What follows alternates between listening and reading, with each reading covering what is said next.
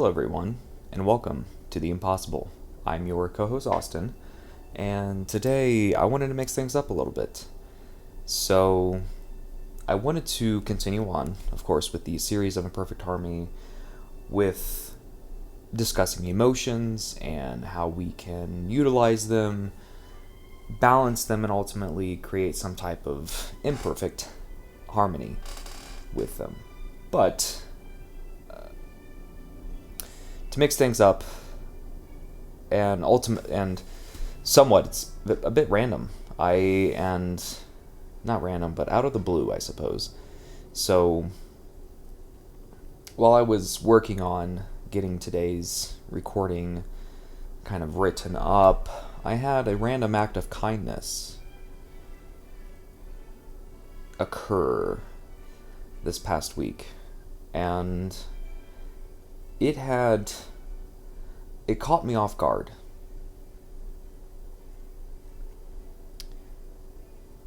And it shouldn't have. I could have seen it coming. Could have not expected it, but shouldn't have been a surprise, but it was. And in that shock, I immediately knew that I wanted to discuss this because it's something that I personally, it's a topic, kindness itself. It's a topic that I've been playing around with for quite some time within the realm of being grateful for being here, for having the opportunity to share my story, and ultimately just being grateful to live. And so kindness has certainly been on my mind a lot. And with this act of kindness, it was to set the scene. I was at a coffee shop. It was about 06:45, and I was done with my training session for the morning, and I was getting my coffee before I headed into work. Just typical same gym, same coffee shop, same direction to work. And I got talking with this gentleman about he had pulled up in a 2008, I believe, Porsche 911, and it was stunning. It was beautiful. This dark silver gray. I don't want to call it gray because that kind of gives you an implication of it being a bit dull, but it wasn't dull at all. This tone, and it pulled up, and it's just the curves on it, the figure of it, is something that I have come to love, especially with the brand Porsche, and especially with the 911. I mean, it's a classic. It's a legend that continues forging ahead, and so I complimented him on it. When I was standing in line, I watched him pull up, and he happened to be just the next person to get in line, and I said, "Excuse me, sir, I just wanted to compliment you on your 911 out there. That's gorgeous, and especially the rim package was, I mean, just it was incredible. Nothing over the top, which, I mean, it's a tasteful manner if it is something within the realm of possibly being classified as over the top on a Porsche. It's still going to be classy. Some people do go to there, and I mean, hey, like, you purchased a $250,000 vehicle, you do what you like to it, I suppose. But this was classy. And I complimented him on it, and we started talking about Porsche. I mean, a Porsche 911 is something that I've always been a fan of.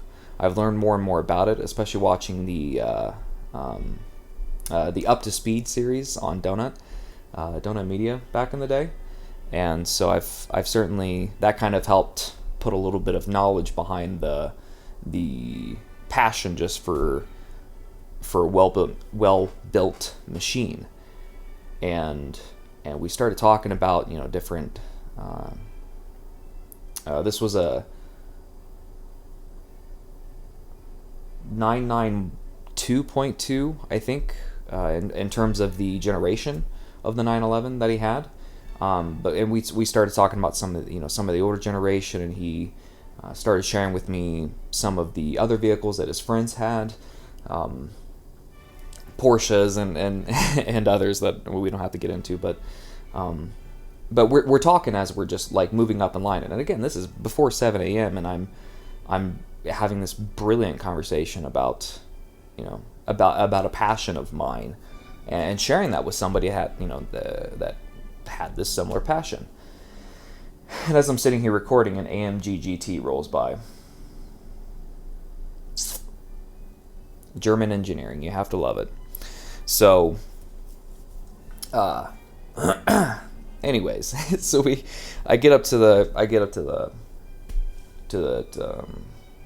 cashier stand, I guess you can call it, the counter, and I order my typical 6-ounce cappuccino, which is a whole other story. There's this weird trend going on where cappuccinos are 6 ounces and 6 ounces only, and I promise you, I've been to many Italian cafes, and there is no set.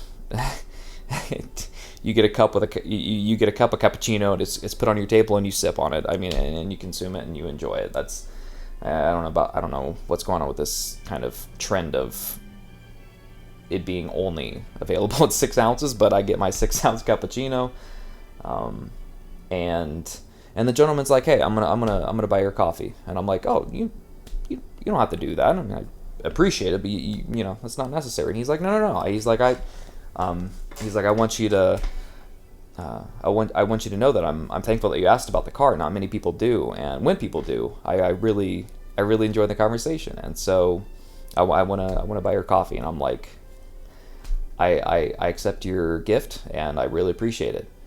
And then we go off to the side, and we both wait for our cappuccinos and talk a little bit more about just German cars in general. And then he was off on his day, and I was off on mine. We shook hands, formally passed names, and yeah, that was just an out of the blue experience that I did not expect. And there are many things that come from this that I think are really important for us to cover. One is simply the engagement of a quote-unquote stranger to another. I didn't have to. I could have looked at the car, seen the car pull up, and go, "Oh wow, that's a really cool car," and then have the person walk in and just go, "Oh, it's a really cool car."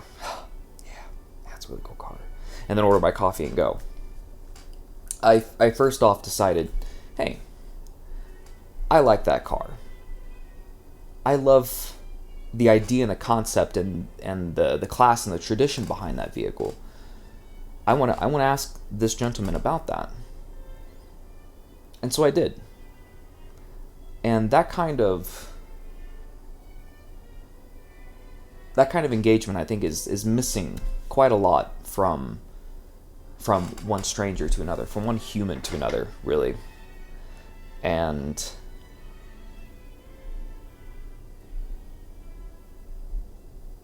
to be able to share passions like that is something that I'm very passionate about, in general. When somebody asks me about, oh hey, what's your favorite heavy metal band, or who's your favorite composer? We have Haydn in the background today, so enjoy him. And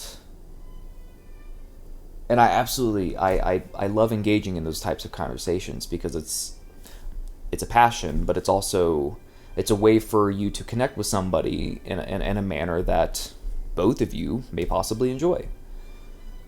And what could that lead to? I mean, find new friends, make new connections, make new acquaintances. I mean, this individual, we didn't share phone numbers or anything like that, but we shook hands and we shared names. And I mean, that's something that is really, really, really missing from today's age. from today, where we are in society today, however you say that. And so I wanted to share that with you, share that experience with you, and share what kindness means to me, at least, and from that perspective, but also from the perspective of, or I guess 3 different perspectives. And first off, I wanted to start with the perspective of something that's very prominent in my life, something that I do quite a lot of, and that is driving. I commute just in my time here working up in Boulder. I commute one way 1 hour, about 57 miles. There are many times that I'm presented with a situation to where someone's trying to enter my lane, someone,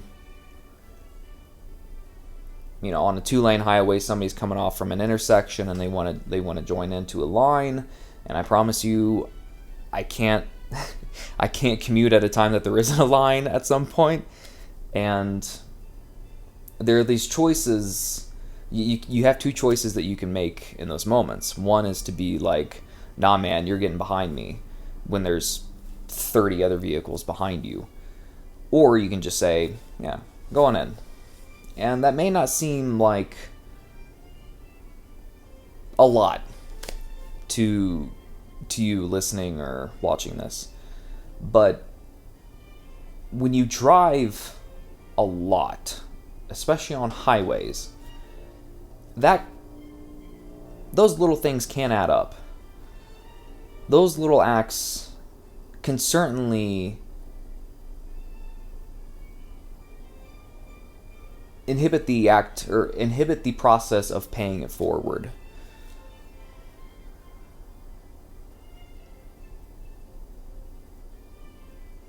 And I must say that I really appreciate it when it's done to me, and so I try to do it as much as I can to those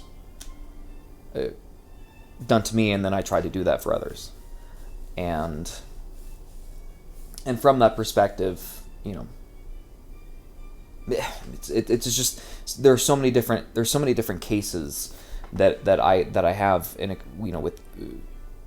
experiences with these kinds of moments. I drive out from Ohio to Colorado here, mostly by choice. I work on a very large unit of vehicle, and so I tend to need quite a few larger tools to work on larger said unit. And so trying to fly out here is just a bit chaotic, and also flying into the Denver airport, I don't know. I've been through there a couple of times, and even though it's fairly new compared to other airports, it looks like it's been in service since the 30s. It's in rough shape. They're renovating a lot of the interior, thankfully, but still, I mean, the display boards that they have in there are like 1970s Wall Street, just started introducing non-paper flip numbers, for for representations or letters and stuff. It's just insane. And so I'm not a huge fan of flying through there anyways. So I tend to drive out here. That's 22 hours one-way driving, split over 2 days, but it's a lot of driving. That's a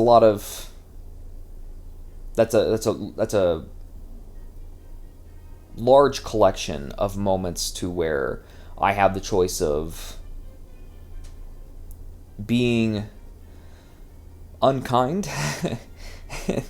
a few other words that kind of come to mind that you could probably you probably know what I'm referring to, but I'll just say not being kind in moments. And I feel like it's important to offer up those moments and make the choice of being kind, of letting that person into the lane, of looking out for others as well. I mean, there a lot of Ooh. Talking about Porsche 911. That can't be more than a few years old.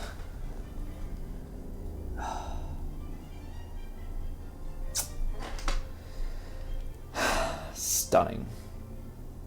I'm right beside a very, very nice restaurant. And so, lots of lovely vehicles. And it's also Mother's Day. So, lots of very nice vehicles pulling into this very nice restaurant. Oh, where was I? Oh, driving on the highway. So there are moments where people are necessarily not paying attention, and it happens. Okay, again, this day and age, people, that's how you say it. People are they're caught up in other things, especially when you're on the highway in the middle of Nebraska, or on in the eastern half of Colorado, where there is nothing going on other than you and some other cars on the highway. There are going to be moments to where you aren't necessarily paying 100% attention, and it happens, okay? It happens to me, and happens to everybody. If you're sitting there staring at the road the entire 22 hours that you are driving, something's up. You're going through something pretty intense. You don't need to do that. So, but please do pay attention to the road. I'm not suggesting that you don't pay attention. But look to the left, look to the right sometimes. Anyways, and there are moments where you just need to look out for someone, and it happens a lot. If somebody needs to get over and they're not paying attention, and somebody's on the side of the road, you can flash your headlights to tell the person to come over here. And another one. Stop it. Stop it. You're distracting me. That one was almost the exact same, but no spoiler on it.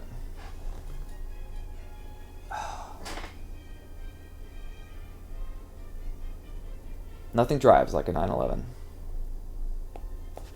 Chef's kiss. Anyways, so you have those moments. You look out for the person, and most of the time they put their hand up, and thanks.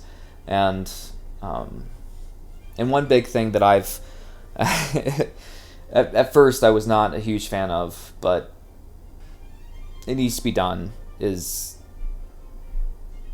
passenger vehicles like myself that are on the road, and vice versa, but we need to be as kind and as aware as possible for semis and their situations as well. So it's quite a lot of stress that they're going through. Again, some of them aren't paying attention. It happens. They're driving on the highways constantly, not just for a trip. It's every single day they're on that. So that's they've become a bit more comfortable in that environment. Or stuff happens, and they need to act quickly. And if you are aware, and if you are able to, help them out, and that way, one, everything's fine. If you can help the situation not become dire, that's probably a pretty easy choice to be made. And secondly, they're going to be appreciative of it, and it's good to pass on that kind of kindness. It's good to pass on kindness. So, the second perspective that I want to discuss,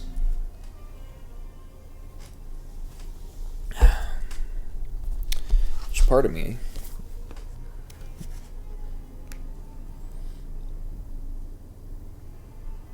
Yes. And again, one that's very personal to me is from the perspective of just traveling multiple continents. I'm up to 3 so far. And it shall be, I intended to be all 7, but 3 for now. And my experiences while out traveling and experiencing and enjoying time in different countries, different cultures, speaking different languages. There are many things that I could discuss on this. Many, many, many things. I could record multiple episodes on the different sort of consequences and things learned from those times. But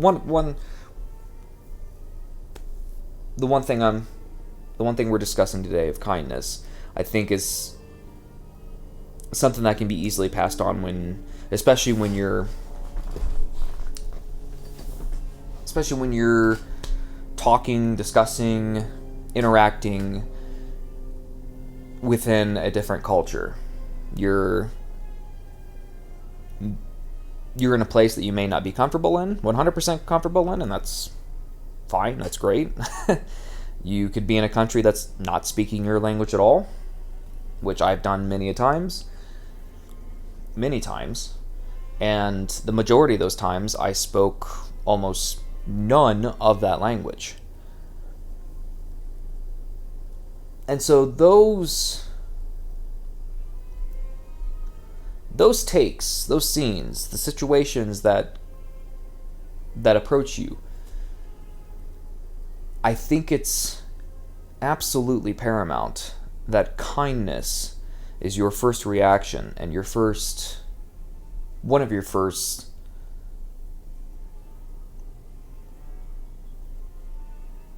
not just reactions, but one of the fronts that you're putting up in those interactions. You want to be kind. You are visiting somebody else's country. You are diving into somebody else's culture. And not that they need to be apprehensive about that or hesitant. They want you, most of them want you to be there to experience it. And so kindness can go a very, very long way within those situations, especially when you don't speak the same language. I've had so many moments, so many times that kindness started a genuinely heartwarming conversation, encompassed a genuinely incredible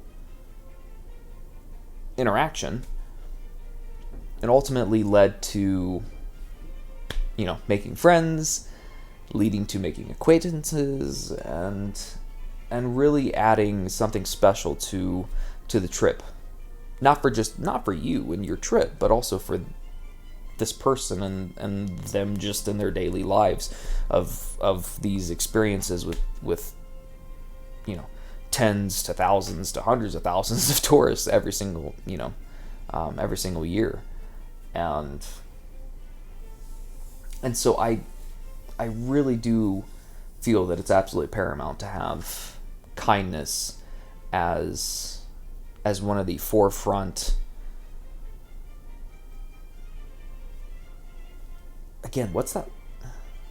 Didn't I just have that word?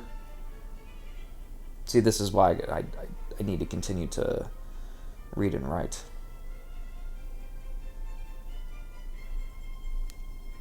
Kindness needs to be at the forefront of your engagements with these people. There we go. I'll spit it out eventually.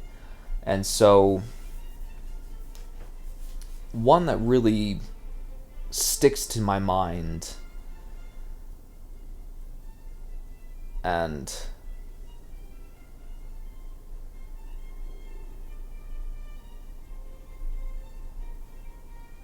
just happened back when I was in Scotland.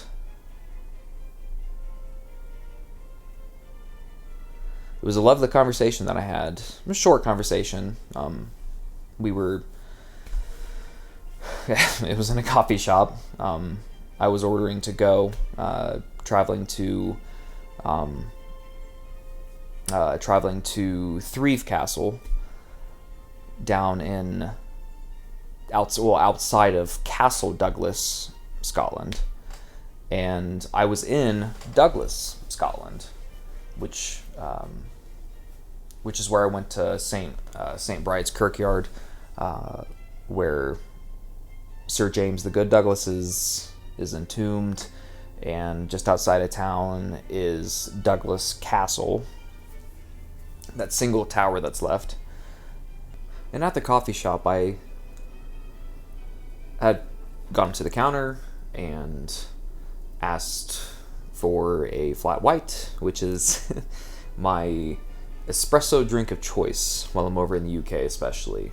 Flat white is just it's a perfect size. It's just a really small latte. That's basically what it is. With lattes starting at 10-12 ounces and going up, I don't want that much milk, and so a flat white is perfect.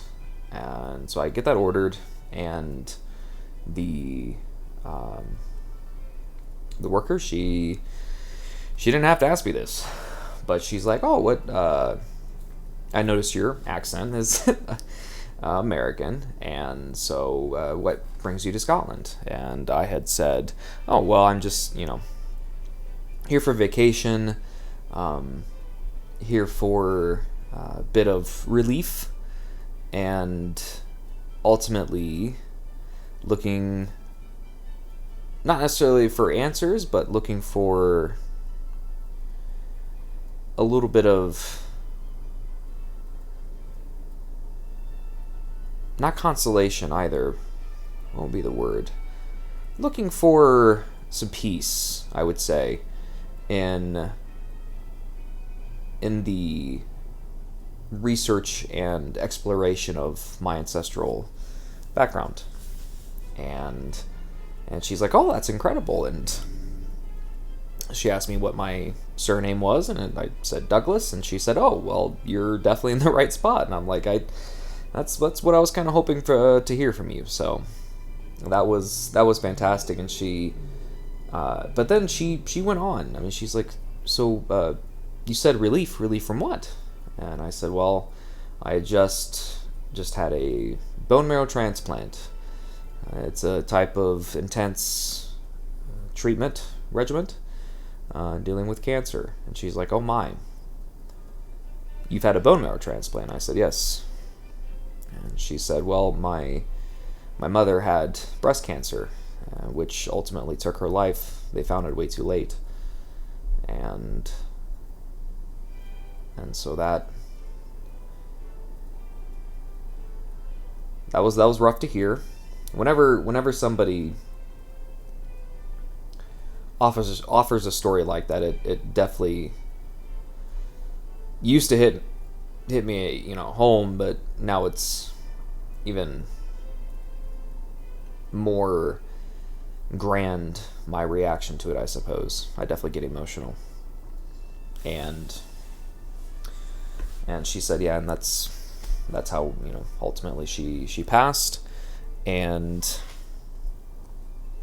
so she stated that she's very aware of the effects of treatment, and not only what it does to the person going through it, but also what it does to those around you, around the individual going through the treatment itself. And so I briefly spoke on that subject about how, in the conversations that I've had with those around me of experiencing me go through it, I shared a couple of tips from that, I suppose, and she was very thankful for the conversation that we had, and I was as well. I did not expect that kind of curiosity, that sort of kindness to come from just a random human in a coffee shop making my flat white. The conversation could have went, "Hey, what would you like?" "Oh, I'll take a flat white." "Alrighty, that'll be $6 or £6, £6." and then they make it, and then they put it on the counter, and then I leave, and I say thank you, have a good day, and they say the same. That's the way that it could have went. That's not how it went. She engaged with me, I reciprocated, and it turned out to be an absolutely brilliant conversation. Because she also gave me a tip on a trail that walked around Douglas Castle through, seemed like a rancher's land, but it was a lovely walking trail that I did after the castle itself, and it was a lovely time. It was a lovely view. There was a small pond there with Canadian geese and swans going at it. That was certainly a strange experience. About every 4 or 5 minutes, you would hear these absolute honk fests going on. It sounded like war was raging between the two. But seeing the swans was beautiful. The geese, whatever. But the swans were certainly pretty to look at. But yeah, so that came from just an act of kindness, an act of curiosity, an act of engagement with somebody that you have no idea who they are, and you're probably never going to see them again. I certainly hope to visit the town of Douglas, Scotland again, but it's just, you take advantage of that moment. You engage in an act of kindness. You put that to the forefront of your profile in that moment, and see what happens. And in this case here, I would say the experiment went very, very well. Very well. And it's situations like that, especially abroad, that I really do come to love about traveling just in general, but those little moments like that really stand out. Another one was when, after my first round of treatment, I stayed in Florence for a few weeks, and just staying at an Airbnb, cooking my own food, and we stayed in the courtyard of the Santa Maria Novella church, Igreja, is that the Italian name for church, I believe. Stayed in an apartment overlooking the courtyard of that, which was really incredible. And numerous times at restaurants and cafes, I had my partner at the time with me, and everywhere we went, people were just so kind. I learned, I learned how to greet them in Italian, and with my singing experience, I was able to somewhat put up the front that I could pronounce some of the words mostly correct, and so that just made the interactions even that more connecting, more genuine, and that's always a lovely time, is to see that, and especially in Italy, they love it when you try to speak Italian. I mean, they really, really do. It's not like other countries. Germany, it's the same thing, but typically they'll just say, hey, let's talk in English, because most of them are fluent in English as well. Paris, just speak English, and hope that they do as well. That's my best advice. But in Italy, if you try to speak in Italian, most of the time they are extremely receptive to it, and they love it. Especially the older folk, have like restaurants, or who are just sitting there chilling out at a cafe, smoking a cigar or something out on the sidewalk in the patio seating, I guess you could call it. of a restaurant or cafe, they really they really enjoy when you try, because it means that they see that effort, and they really appreciate it. They really do. And I would have to say Italy is probably the most receptive and engaging culture of Europe that I've experienced so far. And I've been to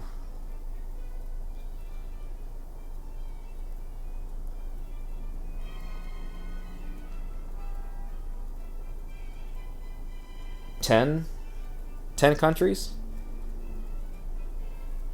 A few of them for a lot longer periods than others, obviously. But I mean, Scotland people are very, very nice. But obviously, well, they speak English. But I mean, there's most of the time you're good. Sometimes, when you go to Glasgow, that's where I start to get tripped up a little bit, especially ordering coffee at 7 a.m. I've had a couple experiences of that, of where I'm just like, I would love a flat white. They start asking me questions, and I'm like, you're going to have to say that again. Excuse me, but I have no idea what you just said.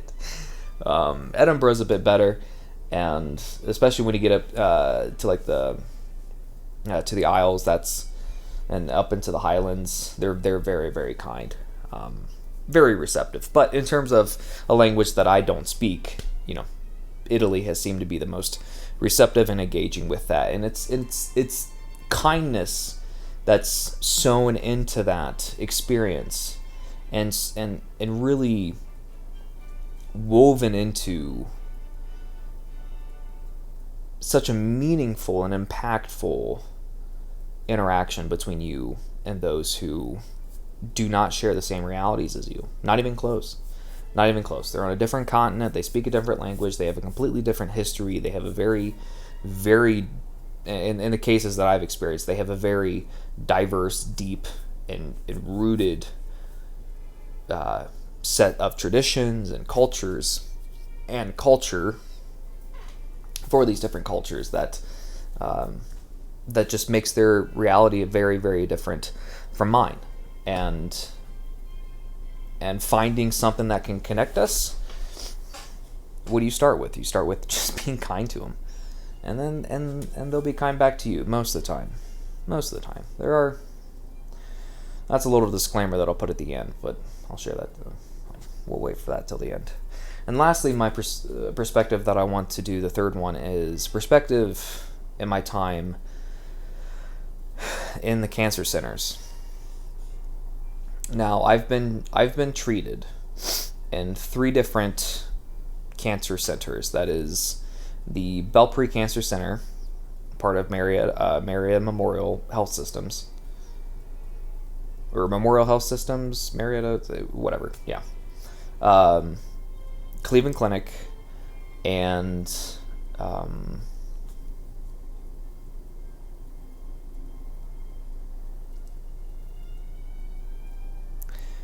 United Methodist Hospital Systems? Oh my.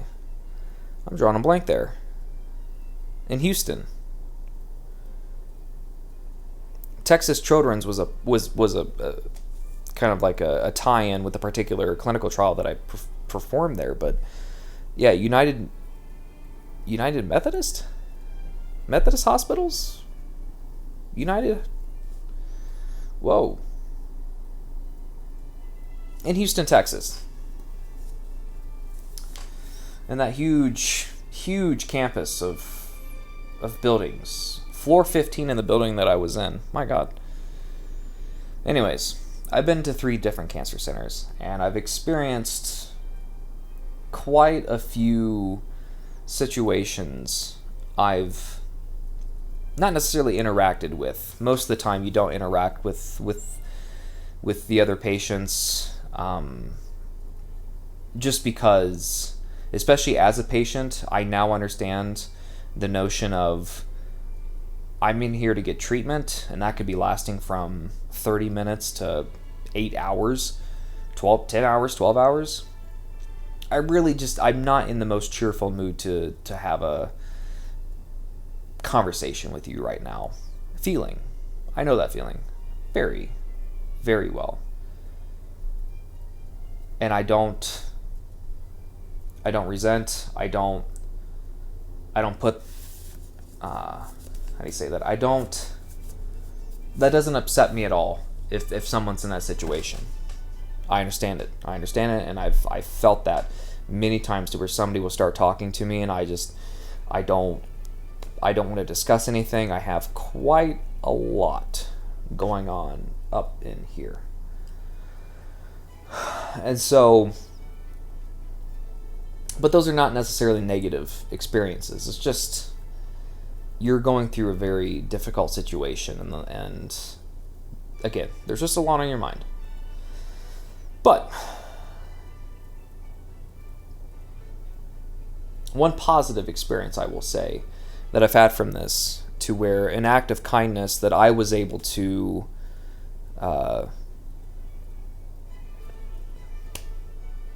that I was the initiate. I gave the initiative. I had the initiative to what's that word? I was a proponent of it, but I didn't propose it. I started it. There we go. Good Lord. And it was more of a natural instinct that just happened, more than me sitting there calculating the situation and thinking, okay, well, 7 plus 3 equals 10, but when you minus 4 from that, 6, yeah, that's okay. No, it naturally happened. I wanted to help someone.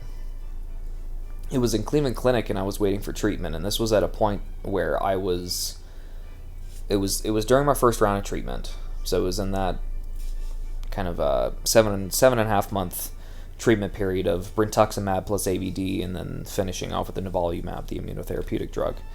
And this was where it was a month or two in. This was the first time that I'd lost all of my hair. I had the cancer patient look and the feel. I didn't feel so great, and I wasn't doing so great. Those any moments that I've discussed previously about where life was becoming was becoming more and more difficult to deal with. That's this moment. And my mother and I were sitting in the lobby, and in the treatment side there on the second floor, and of the Taussig Cancer Center, and sitting across from us, probably 5-6 feet away, facing us though, was this woman. And she had a box of tissues with her, and she was not in a good position.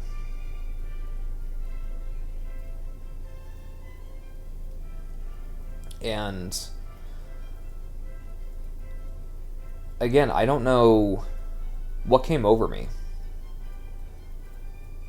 other than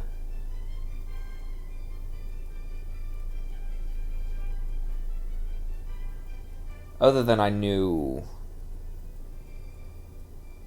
that her and I were connected by something. And come to find out that she had relapsed within her breast cancer journey. And we talked for a little bit, and I just got up and I asked her if she wanted a hug. And she said, yes, please.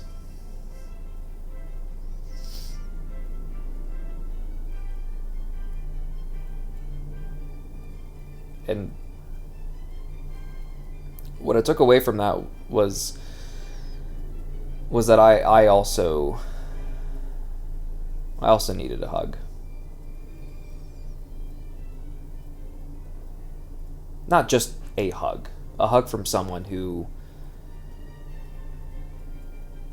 was somewhat in my shoes. At that time, I didn't know that I was also going to be dealing with multiple relapses. So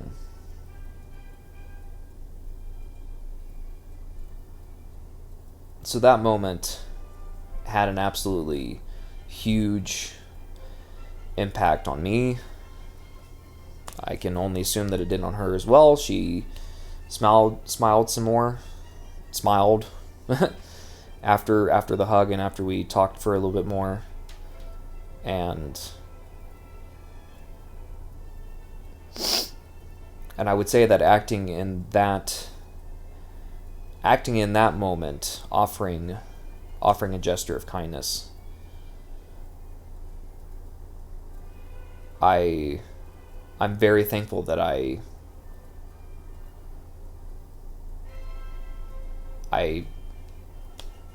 engaged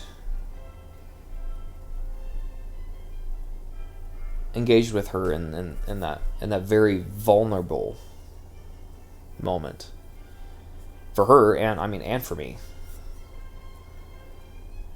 I was going through the roughest treatment that I experienced up until that point. She just found out that she relapsed, and I believe that she was pretty far in her remission before she found out at that moment that, or somewhere around that moment, that she had relapsed. So, that, I understand that now. In the moment I didn't, but I do now. And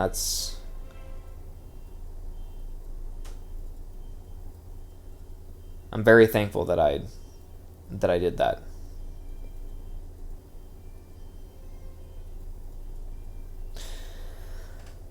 And also because there are many moments when you're walking through Cleveland Clinic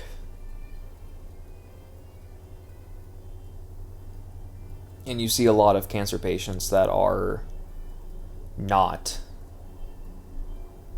in a good spot.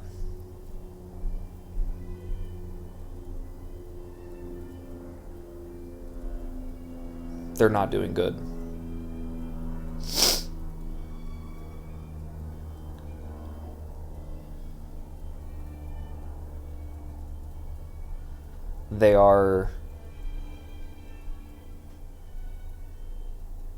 They're deep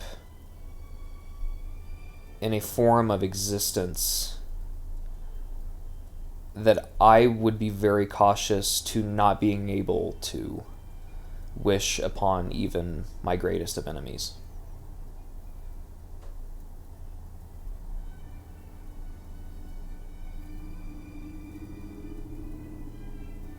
Some of these people seem like they're in a state beyond death.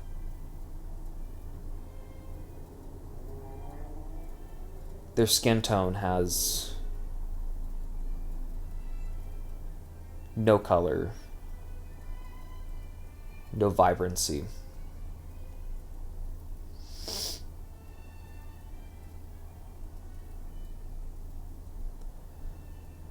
You can see it in their eyes that the meaning of life is absolutely void.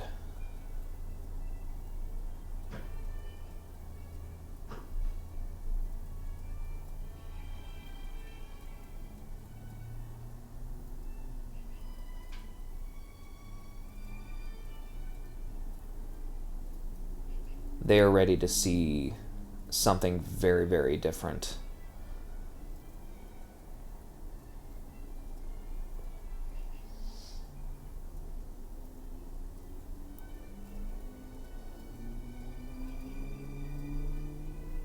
And after the bone marrow transplant especially, I would say that I've gathered somewhat of a resemblance of understanding for what they're experiencing. For 2.5 weeks after that bone marrow transplant, or for a 2.5 week period after it, when I stopped with the chemo, it wasn't immediate, the effect of the chemo. It took a few days to hit, but as soon as it hit, for about 2.5 weeks, I I don't remember much of my time in that Verbo, and I think that is my subconscious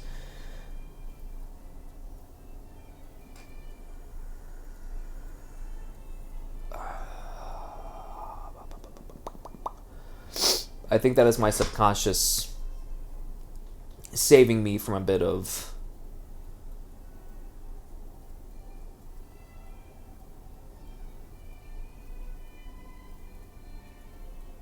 from the bitter taste of malevolence that I experienced, that I went through during that period.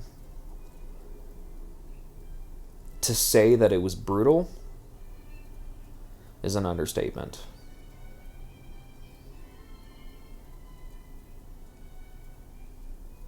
I woke up seeing that it was the next day, not the next week, and not regretting waking up, but regretting that it was only the next day and not the following week. I struggled to eat.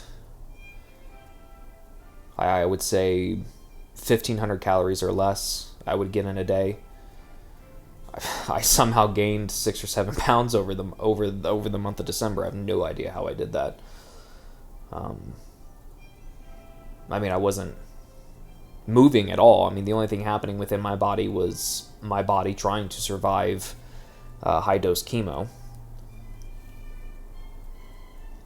Extremely effective chemo, hopefully effective. But then mostly what I was, I guess two things. There are two aspects of that time period that I was mostly trying to get away from, and I'm happy to be in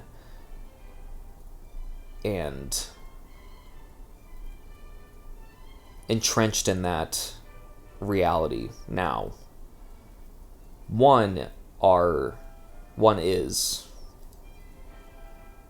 the first is that my nightmares were sometimes repulsive.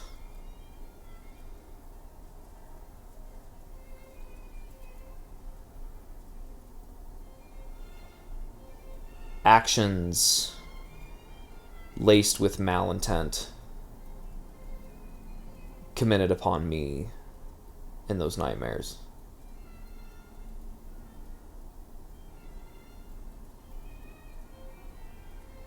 I do remember a couple of them, and I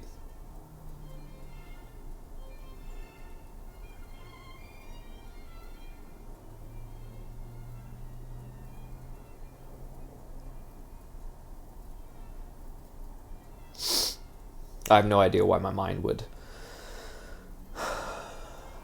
even come close to electing to press play on that remote, but it did. And the second one was the fighting every day to find a willingness to survive through those feelings, through the physical pain, through the mental hoops I had to jump through every moment of every day. I mean, I was trying to play video games. I was trying to listen to music to pass the time that I was awake, because I didn't want to be awake. I wanted the day to go by, and I wanted to wake up in January. And it just wouldn't happen. It wouldn't happen. And so, kindness. In those moments, I try to exact upon the situation of giving them space, give those patients as much privacy as possible if I'm walking in the hallway past one of the rooms that they're in receiving treatment, or if they're if they're coming through the hallway and they need assistance coming through, I give them their room, I give them their space, and I keep my head down. So that's how I try to be kind in those situations within the cancer center. So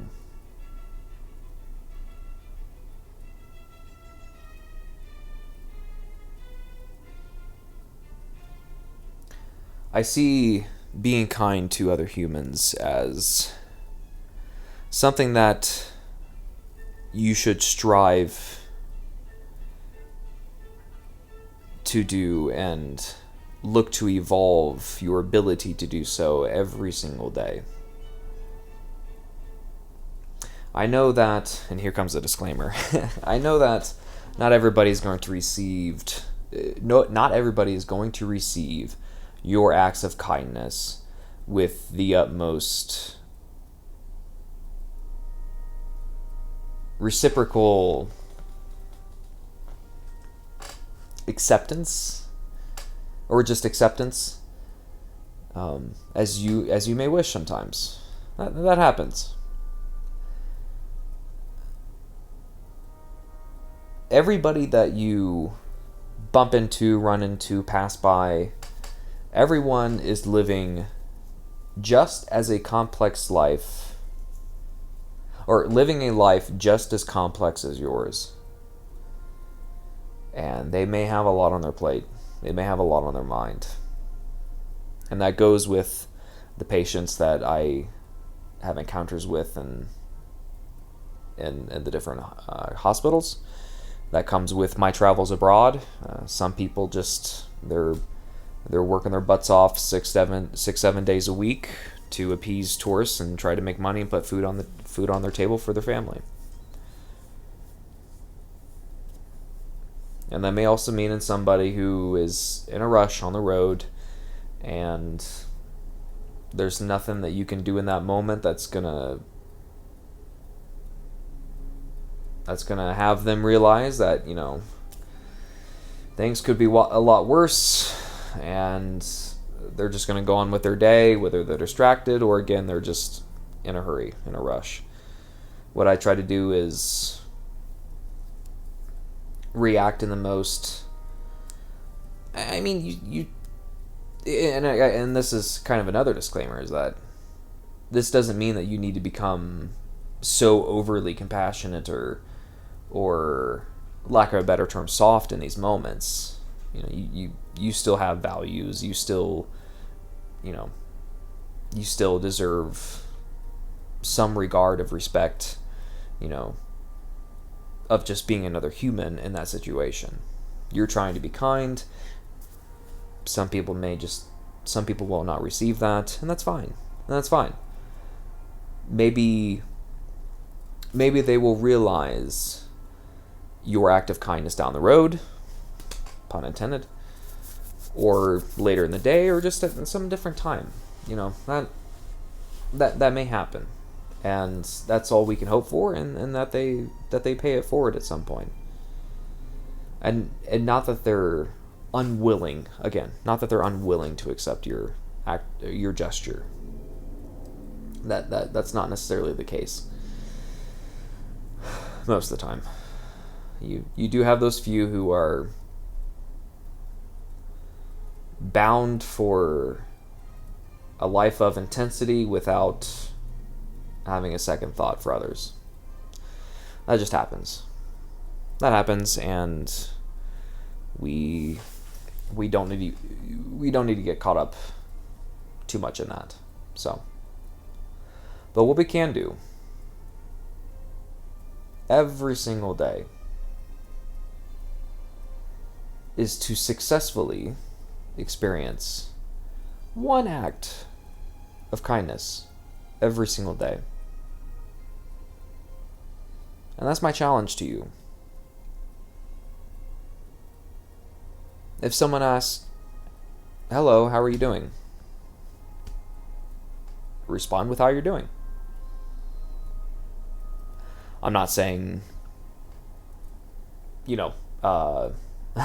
let go the dam and thus create, Niagara Falls.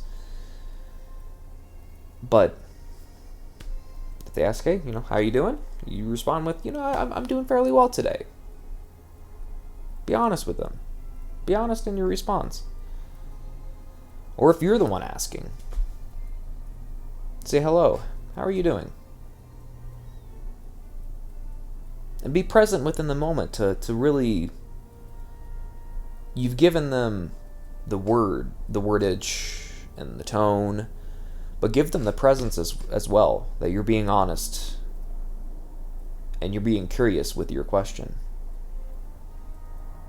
Again, that's something that I've been trying to exercise quite a lot here of recent, especially with my times going to coffee shops, which is pretty much coffee shops and properties that I work at are pretty much my only interactions with people. Just because I'm either working or driving or working in here, writing, and so when I'm to a coffee shop or to a grocery store, I definitely try to make the most of it. And if I ask someone how they're doing, or if they ask that to me, I want that interaction to be as genuine as possible, and in the hopes that something fortuitous comes from it. That conversation, something can be taken away from it in an extremely beneficial way. And this is a challenge that I set to you, as it's a challenge that I've set to myself, that Matt has set to himself.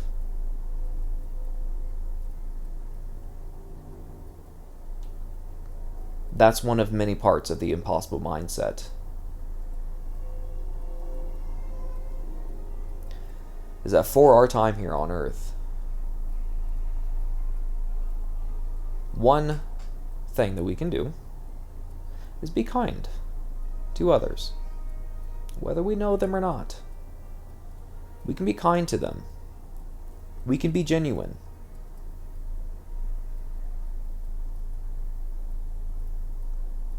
And maybe step by step, day by day, interaction by interaction, we can make this world a better place.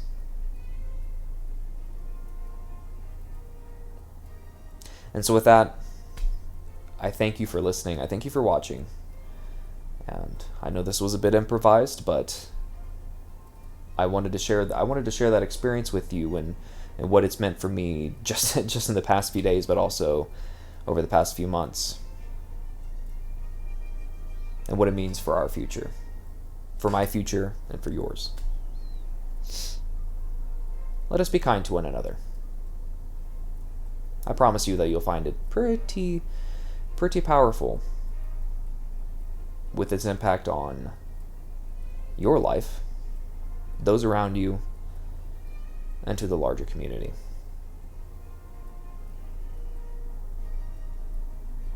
So again, thank you for tuning in, because us here at Impossible Performance are striving to build a global culture of strength, fostering a spirit of growth and constant pursuit of the impossible. Take care. And as always, be impossible.